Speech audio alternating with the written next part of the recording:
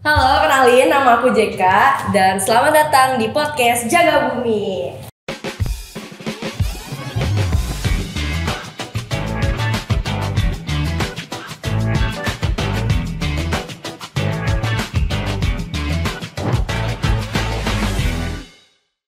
Nah, karena aku anak magang, aku belum tahu nih cerita-cerita tentang bumi langit, kisah-kisahnya, terus karakter-karakter serta penjahat-penjahatnya. Maka di podcast kali ini aku kedatangan narasumber baru, yaitu ada Mas Godam. Halo teman-teman, perkenalkan saya. Keren banget. Nah, yang kedua ada narasumber yang paling keren, yaitu Mas Oyas. Kak. Karena udah ada Mas Oyas, kali ini aku mau tanya-tanya banyak hal sama Mas Oyas. Karena kan aku magang nih Mas, aku kan belum tahu Mas tentang bumi langit itu kayak gimana. Kan aku dengar-dengar bumi langit itu cerita-ceritanya diambilnya dari kisah legend, mistis, horor. Itu kayak gimana sih Mas ceritanya Mas? Iya, jadi emang ceritanya tuh digali dari kekayaan budaya kayak Nusantara kita gitu. Dan mungkin memang ada karena banyak hal yang istilahnya apa ya, sifatnya misterius, belum terungkap, jadi orang menganggapnya kan kita kalau sesuatu yang belum ketahuan gitu kan misterius tuh menganggapnya sesuatu di balik ini yang sifatnya mistis, karena mistis itu sendiri kan artinya akar katanya dari kabut atau misteri. Kabut dan misteri. Jadi memang banyak hal-hal yang belum terungkap dalam sejarah kita yang dalam. Nah itulah yang kemudian memberi kesan mistis atau misterius. Kenapa? Aku sebenarnya pengen tanya sih, kenapa dari cerita-cerita mistis itu karakter-karakternya dijadiin superhero atau dijadiin penjahat-penjahat gitu? Ya karena itu di balik itu sebetulnya kan ada kekuatan-kekuatan yang belum yang secara sains belum bisa terungkap lah ya. Secara sains belum terungkap. Jadi ya itu dianggap sebuah kekuatan yang luar biasa. Tapi sebetulnya kalau kita menggali, sebetulnya di dalam ilmu-ilmu yang disebut kadang mustahil, itu sebetulnya ada ilmu di baliknya yang bisa dipelajari dan digali juga. Ketika kita sudah mempelajari lebih dalam, itu sebetulnya karena kita udah belajar lebih banyak gitu, jadi kadar misterinya jadi kurang karena akan lebih banyak pengetahuannya dibanding misterinya. Betul. Ketika kita sudah belajar lebih banyak. Kalau saya sendiri sebagai Godam, saya ingin nanya juga. Kalau dari saya sendiri kan emang saya dari dunia lain ya. Emang yang kita sebut emang dunia mistis lah, misteri gitu. Kita punya negeri namanya negeri Godam. Itu udah dunia berbeda nih sama yang saya tempati sekarang gitu kan. Saya ceritain dari sebenarnya jagatnya bumi langit itu ada berapa banyak gitu. Ada berbagai macam resource kah atau berbagai macam sumber di mana mereka tinggal, terus kapan mereka mulai hidup, mulai berperadaban gitu. Oke, jagat bumi langit sebetulnya yaitu yang kita kenali kan sebetulnya alam manusia ya. Tapi sebetulnya kalau kita pelajarin sebetulnya ada alam yang tidak terdeteksi oleh panca indera kita. Nah itulah yang disebut kemudian oleh orang-orang disebut dengan alam gaib atau alam lain. Tapi sebetulnya ada sebuah dimensi yang memang kita sebagai manusia dengan tubuh kita itu tidak terjangkau, tapi ada. Gitu. Kayak dunia paralel gitu kali ya? Bisa dibilang kayak gitu ya? Bisa dibilang gitu. Nah, jadi itu kan juga berlapis-lapis ya. Kalau di sains sendiri ada 11 dimensi. Nah, kita aja cuma 3 dimensi menjalani dimensi keempat. Kebayang kan kalau ada 11 dimensi berarti ada banyak alam lain. Iya juga ya. Berarti rame ya, kalau di universe-nya tuh rame banget. Iya. Terus kan ini soal jagat bumi. Berarti kalau nama-namanya bumi langit itu sendiri ada filosofinya juga kan, kayak si jagat bumi itu. Oh iya, jadi bumi langit itu memang awalnya kan kalau karakter-karakter di bumi langit itu kan terbagi 2 ya. Jadi ada pas awalnya nih ada yang jawara atau pendekar-pendekar yang menjejak bumi, dan ada superhero yang terbang-terbang ke langit. Oh, iya. Jadi ada bumi, ada langit gitu. Jadinya terus sama Pak Hasmi disatukan, jagat kita adalah jagat bumi langit yang menyatukan kedua Dan langit gitu. alam itu. Seperti itu. Awalnya gitu, terus jadi apa yang ada di bumi langit adalah mereka orang-orang bumi yang kemudian bergerak menuju derajat langit.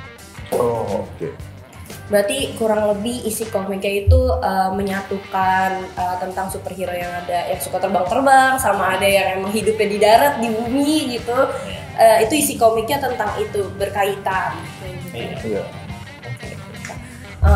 Terus kalau kayak penjahat-penjahatnya itu Mas, mereka tuh biasanya datang, mereka tuh berhubungan gak sih Mas? Misalnya si Godam penjahatnya si A misalkannya, itu berhubungan juga gak sih Mas penjahatnya dengan superhero yang lain? Mungkin Mas Oyas bisa cerita juga kali, kan dari saya sendiri bermusuhan nih sama Rosetta gitu. Sebenarnya mungkin kita nggak ngomongin Rosettanya dulu, karena kita biar teman-teman tahu penjahat-penjahat terbesar, terjahatnya di jagat bumi langit itu ada siapa aja sih.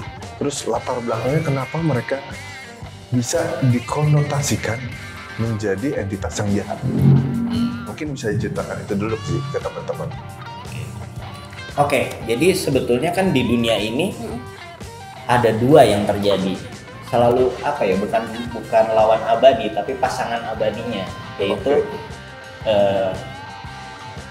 melanjutkan atau mengubah atau memperbaiki lah gitu ya. Jadi kalau di istilah ininya evolusi dan revolusi.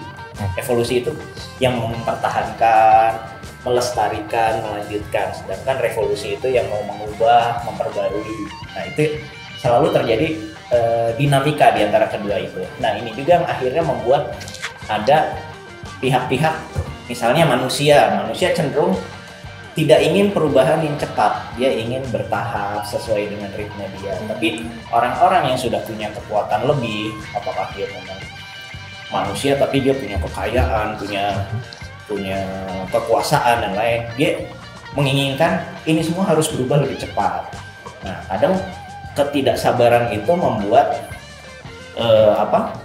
terlihatnya jadi jahat gitu. Oh, iya. Padahal sebetulnya ini perbedaan idealisme antara dua sisi itu, antara yang mempertahankan dan, tapi ada juga sih yang kebalikannya, ada yang terlalu ingin mempertahankan sehingga semua tidak boleh berubah, semua harus seperti dulunya, harus seperti masa lalunya. Ini juga akhirnya yang sangat mempertahankan biasanya disebut apa ya, ini juga dianggap oleh orang-orang kebanyakan jadi lawan, yang ekstrim sana jadi lawan. Akhirnya dua-dua ini ketika berada di dua titik ekstrim, dia dianggap jadi penjahat.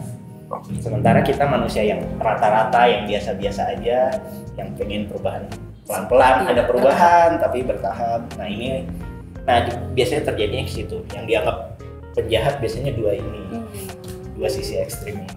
Oke, kalau gitu. Terus Nah, Mas Oyas, tadi kita udah ngomongin dari entitasnya, terus udah beda alam juga. Terus perbedaan perspektif di mana yang baik, mana yang buruk, mana yang ekstremis atau bukan gitu kan. Tapi dari entitas-entitas tersebut benar nggak sih kalau kita tuh masing-masing tuh punya elemen yang kita wakilkan sendiri-sendiri. Makanya dari tiap entitas punya kepentingan atau objektifnya sendiri, Mas Oyas. Mungkin bisa ceritain ada berapa elemen ataupun anasir yang ada di bumi langit ini. Oke. Ini sebetulnya balik lagi ke apa yang ada di diri manusia itu sebetulnya kan mencerminkan apa yang ada di alam ya.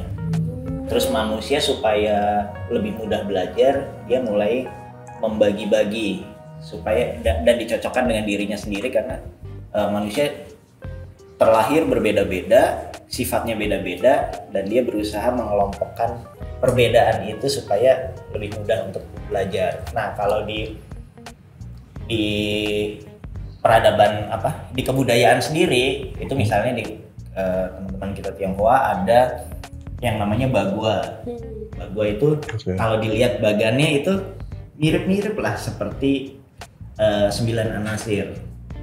Jadi ada 8 elemen dan ada elemen di pusatnya. Itu sama. Kemudian kalau kita belajar mempelajari budaya di Majapahit itu juga ada bagan 9 ada 9 dewa, kemudian ada 9 pusaka atau 9 pataka. Nah, sebetulnya Bumi Langit hanya menerjemahkan kembali apa yang ada itu dan mencoba menyampaikannya dengan bahasa yang lebih akrab dengan kita lah. Jadi adalah lebih dekat dengan audiensnya ya. Iya, soalnya kalau itu kan ada yang bahasa klasik, bahasa ini, betul. dan itu agak sulit gitu. Jadi diterjemahkan secara sederhana jadi 9 elemen yang biasa kita tonton, biasa kita baca komiknya atau apa, itu didekatkan ke situ, jadilah 9 unsur itu atau 9 elemen lah yang mungkin lebih kenal. Nah, Mas, kan tadi kita udah bahas tentang villain-villain yang berhubungan dengan saling itulah ya sama karakternya. Terus kira-kira penjahat yang paling jahat banget atau yang paling besar gitu di komiknya Bumi Langit, di Jagat Bumi itu apa, Mas? Oke, jadi sebenarnya kan ada berapa lapis ini ya, tingkat. Jadi ada manusia biasa nih, manusia biasa kita ini. Terus ada alam siluman. Jadi alam siluman tuh yang punya sejarah lebih panjang dari manusia, jadi dia punya kemampuan lebih. Kemudian ada yang kalau orang-orang sebut dewa dewi, tapi kalau di kita memang ada ya nanti ada istilahnya sendiri, tapi itu yang ininya lebih tinggi lagi, jadi lebih menguasai ruang dan waktu. Nah, disinilah di tataran dewa dewi ini, di sini ada manusia, terus ada satria ya, tadi belum disebut, ada satria yang ya biasanya disebut manusia setengah dewa, dan itu juga bersama para siluman. Kemudian ada yang di tingkat dewa dewi gitu. Nah, yang disinilah yang punya power lebih gede nih. Nah, di sini kan ada 9 juga nih, yang tadi memang dia yang mengelola alam di masing-masing elemen itu. Nah, tadi kan kita udah bicara soal evolusi dan revolusi. Betul. Nah, ada yang memimpin perubahan. Nah, di sini ada yang memimpin perubahan, sedangkan ada yang ingin manusia itu berevolusi atau tumbuh dewasa, makin dewasa secara perlahan dan berkelanjutan. Tapi ada nih pihak yang ini yang ingin perubahannya dipercepat, yaitu Dewi Api sebagai panglimanya. Nah, jadi ada ini, sementara di sisi sini ada Dewi Asih yang memelihara, sementara yang revolusi ada Dewi Api. Jadi pertentangannya di antara dua ini, sementara yang lain berada mau berpihak kemana nih? Mau berpihak ke Dewi Asih atau berpihak ke Dewi Api. Disitulah perebutan ini nih ya. Siapa berpihak ke siapa? Hanya dua kubu itu, Mas Oyas. Yang dominannya ada, sebetulnya yang tengah, yang lain-lainnya itu bisa berpindah kubu. Nah, bisa berpindah di antara kedua itu. Jadi berada di antara spektrum kedua itu. Kalau menurut Mas Oyas sendiri, saya ada di pihak siapa? Ya, Godam lebih cenderung ke Dewi Asih. Kenapa seperti itu, Mas Oyas? Karena yaitu dia diampu oleh Bapak Kebenaran. Di Bapak Kebenaran lebih banyak akan membina manusia. Dia memang selalu menguji manusia untuk menemukan godam-godam yang baru kan, selalu. Tapi dia akan selalu membimbing dengan lebih sabar. Walaupun sebetulnya di dimensi ini konsep waktunya relatif beda dengan kita. Betul. Tapi ini supaya pembahasannya lebih sederhana dan nggak jadi terlalu mencelimet, kita sederhanakan jadi seperti itu saja. Iya, betul. Oke. Terus kan tadi kan Godam itu berpihaknya cenderung ke siapa tadi namanya, Dewi Asih ya. Nah, kalau Dewi Api itu sendiri, dia tuh latar belakangnya apa sih? Maksudnya tujuannya dia untuk berevolusi cepat itu kenapa gitu kira-kira latar belakangnya? Ini sebetulnya jawaban murninya. Itu akan, kalau dijelaskan sekarang jadi melompat. Jadi melompat karena pembaca butuh step-step mengapa dia jadi begitu. Nah, itu kan manusia semua punya latar belakang. Ini walaupun ini bukan manusia ya, ini stratanya lebih, tapi dia punya pandangan karena di dimensi waktu Dewa Dewi itu kan waktunya bukan dulu, sekarang, nanti. Iya. Tapi apa yang di masa depan saat ini sudah terlihat gitu. Nah, termasuk Dewi Api dan Dewi Asih sudah melihat masa depan. Oh, Nah, karena mereka udah melihat masa depan, dia tahu apa yang akan diperbuat manusia-manusia ini. Oh. Nah, disitulah keputusan-keputusan di tingkat tingkat dewata Dewa-dewi itu ya. Iya, ada yang Saya mau begini, saya mau begini. iya, Gitu. ini biarkan manusia tumbuh dulu. Yang ini? Yang ini Ayo cepetan gitu. manusia sudah tidak ada harapan gitu ya, iya. karena masa depannya begini. Udah kita aja yang ngambil alih gitu Iya. ya. Jadi kaum-kaumnya mereka yang mau ambil alih gitu. Iya, kira-kira Seperti itu.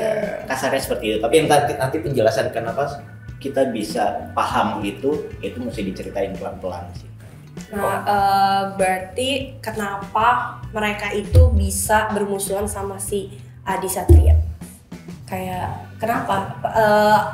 Masalah utamanya apa sih, Mas? Nah, jadi sebetulnya ini Sama mereka seperti itu? karena ada dua pihak ini kan, ada dua pandangan ini Ya. dan masing-masing menitipkan. Jadi sebetulnya alam semesta adalah saling menguji. Jadi kalau kita lihat alam semesta itu kan juga kayak misalnya ada materi, ada antimateri. Iya. Dan sepanjang waktu ini akan saling menguji. Nah, sebetulnya satria-satria ini dan apa yang dilakukan oleh Dewi Api dan panglima-panglimanya ya, kalau yang kita tahu, itu adalah proses saling menguji ini. Ketika diuji, nanti siapa sih yang bertahan? Oh. Siapa yang lebih pantas mengelola alam ini? Itu akan saling menguji. Oh, ternyata di sini manusia dengan pandangan yang seperti ini akan rontok. Sementara manusia yang dengan pandangan seperti ini akan bertahan. Seleksi alam gitu ya. Iya, ceritanya. seperti seleksi. Dan itu sebetulnya ya cerita-cerita mitologi, cerita itu kan sebetulnya adalah menerjemahkan apa yang terjadi di alam semesta. Ya, jadi apa yang terjadi dinamikanya ya itu. Jadi kenapa ada Adi Satria, kenapa ada Durja? Kenapa Adi Satria menganggap Durja Itu. sebagai lawan yang harus dilawan ya karena nanti apa yang mereka pahami adalah bahwa ini merusak. Oh. Tapi kalau dari sisi pandangnya, dari sudut pandangnya Durja, manusia ini akan menjadi selalu lemah dan kacau. Gak Jadi akan bisa mengelola ya dia. Iya, jadi harus ada sedikit harus ada push supaya mereka bisa lebih teratur, Oh, ya betul. lebih maju, lebih cepat dan seperti itu. Berarti karena beda pandangan, beda cara mereka mau mengelola alam semesta gitu ya. Oke.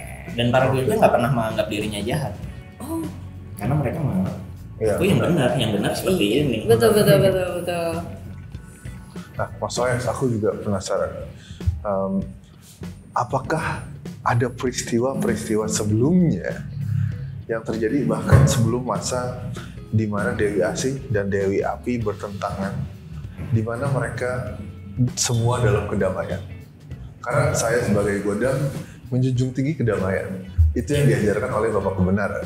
Iya. Gitu.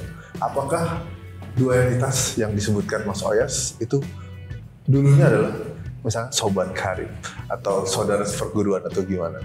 Iya. Pada awalnya alam semesta itu memang imbang dalam posisi padu, misalnya padu dan imbang. Tapi sebetulnya padu itu adalah ketika semua berbeda, tidak saling mendominasi. Nah, itulah padu. Nah, di sini menganggap iya, kalau kita ngelihatnya kan keadaan tadinya steady, tapi ketika keadaan itu jadi sesuatu yang kasarnya jemu atau statis atau ini tidak terjadi apa-apa begitu saja. Nah, disitulah makanya sejak Big Bang terjadilah dinamika. Kalau di sains ya. Jadi mulai ada materi, ada antimateri. Tapi kalau kita terjemahin di sini, ya alam semesta tadinya stabil, tapi kemudian tidak terjadi apa-apa, ya udah begitu terus selamanya. Nah, makanya terus ada ada gejolak. Ini kayaknya, nah ini perlu dinamika, muncullah itu dinamika itu. Tapi kemudian satu sama lain mulai menguat, ada di antara dua itu terjadi penguatan. Ya kalau di kita istilahnya polarisasi atau jadi pengkubuan lah ya. Betul. Nah, padahal sebetulnya kalau situasinya imbang semua itu tidak terjadi pembukuan, tapi kemudian ada terjadi situasi-situasi ekstrim membuat itu jadi dinamikanya jadi kencang banget. Nah ini yang kemudian selalu berusaha distabilkan kembali, tapi kemudian terjadi dinamika lagi. Sebenarnya nggak apa-apa, dinamika itu memang fitrahnya kita, ininya kita. Cuma ketika itu akan terjadi terlalu ekstrim, itu yang kemudian menjadi saling membahayakan. Sangat menarik sih sebenarnya yang diucapkan sama Mas Oyas, cuman biar kita dan teman-teman ngerti gitu kan. Tadi kita udah bahas banyak banget tuh sama filosofi kan? Sampai ke akarnya masalahnya dulu terjadi gimana, keseimbangan sampai akhirnya perseteruan gitu kan. Nah mungkin biar lebih mudah dari teman-teman, itu kan pasti adalah peristiwa-peristiwa zaman dulu atau peristiwa-peristiwa yang pernah terjadi semuanya dari masing-masing itu sendiri. Saya sadar kan, saya adalah IP yang diciptakan oleh Bumi Langit, oleh Pak WTMS gitu kan, sebagai karakter fiksi. Tapi apa sih yang melatar belakangi karakter-karakter ini? Saya sendiri sebagai Godam atau Dewi Api atau Dewi Asih, adakah inspirasi tertentu yang diciptakan oleh para kreator-kreator ini sampai akhirnya membentuk satu jagat, yaitu jagat Bumi Langit? Oke. Jadi karakter Bumi Langit ini kan memang ya balik lagi ya, terinspirasinya dari legenda-legenda yang ada di Nusantara. Betul. Ya kayak misalnya Gundala, sebetulnya inspirasinya tuh kan dari fenomena petir. Jadi petir itu adalah salah satu fenomena yang yang paling diingat orang, karena memang tiap ada petir kan pasti juar gitu, orang pasti terkejut dan apa. Jadi petir itu selalu banyak di cerita-cerita Indonesia, jadi sebuah cerita penting dalam banyak legenda bahwa petir itu sebuah hentakan gitu. Itulah Gundala lewat legenda Ki Ageng Selo gitu ya. Jadi legenda penangkap petir itu ada legendanya di Jawa. Kemudian kalau Sri Asih sendiri, Pak Kosasi kan memang membuatnya dari Dewi Sri. Jadi Dewi Kesuburan, terus Pengayom dan apa. Nah itu inspirasinya dari sana. Kalau Godam sendiri itu dari filosofi sedulur papat lima pancer. Apa tuh Pak? Jadi bahwa manusia itu terbentuk dari lima tahapan kelahiran. Nah jadi 5 itu nanti adalah yang jadi pembentuk Godam. Jadi ini yang ada di dada saya ini. Nah, jadi makanya logonya kan juga ininya sayapnya 5. Itu filosofinya. Iya. Oke. Kita terdiri dari pusar dan sampai pejanin dan seterusnya. Nanti teman-teman bisa gali lebih dalam. Kuncinya itu aja, sedulur papat lima pancer, nanti keluar semua. Ya seperti itu. Jadi cerita-cerita kita tuh semuanya mengambil dari filosofi-filosofi yang ada di lokal kita sendiri. Dan itu diterjemahkan terus supaya orang lebih gampang, yaitu tadi ini dipasangin ke elemen-elemen yang ada. Jadi kita bisa melihat bangunan struktur ini, struktur filosofi ini dengan lebih mudah gitu. Kalau kita satu-satu kan susah ya ingatnya. Iya betul. Ada sedulur maka pancer, ada ini. Betul. Tapi kalau udah digambar jadi satu lingkaran kan gampang. Oh ini angin, betul. besi, ini apa, jadi orang ingat gampang ke 9 itu jadi gampang ngapalinnya. Dikelompok-kelompokkan ya berdasarkan elemen-elemen kekuatannya itu. Nah, tadinya belum ada tuh, cuma baru kita tentuin ini bisa diwakili apa ya? Dewi Sri yang kemudian jadi Dewi Asih, digambarkan dipasangkan kemana ya? Oh ini dipasangkan di langit. Terus kemudian yang lain juga mengalami proses yang sama di seperti itu. Kalau ini Mas Oyas, kalau inspirasinya pembentukan para durjanya, justru musuh-musuhnya di jagat Bumi Langit itu sendiri seperti apa Mas? Itu sebetulnya ya antitesisnya dari yang masing-masing 9 tadi. Jadi yang 9 ini kan ada sifat dominannya ya. Kemudian dicari antitesisnya. Jadi ya balik lagi ke alam lagi sih. Dicari ini lawannya ini lawannya ini lawannya ini. Sifat-sifat. Karena sebetulnya itu bukan lawan ya kalau misalnya kita di sini, tapi yin yang kayak ini yang gitu. Jadi sebetulnya itu dua sifat yang sebetulnya saling melengkapi. Mm-mm. Cuma dalam teknik storytelling supaya itu lebih diingat, lebih mudah diingat, diturunkan, itu dibikin jadi lawan. Oke. Menarik banget. Nah, para durja kan pasti punya kelompok sendiri yang kita sempat sebut bahkan di beberapa karyanya juga, entah di komik ataupun film, ada yang kayak panglimanya Dewi Api. Sedangkan di masa dulu itu termasuk saya sendiri adalah salah satu anggota Jaga Bumi. Mungkin Mas Oyas bisa menjelaskan apa itu Jaga Bumi bagi kita. Iya, Jaga Bumi itu sebenarnya kan kalau ininya langsungnya tuh janji suci untuk menjaga bumi. Jadi karena perbedaan-perbedaan itu manusia kan jadi saling bertentangan. Jadi kalau misalnya dari cerita inti Jaga Bumi yang baru 3 kerajaan itu aja kan, baru 3 aja udah pertentangannya segitu sengit ya. Gimana kalau kita ceritain 9 gitu kan, itu kan akan jauh lebih sengit. Betul. Supaya nggak terlalu kemana-mana ceritanya dan lebih fokus, jadi kita bahas 3 dulu aja. 3 pertentangan ini.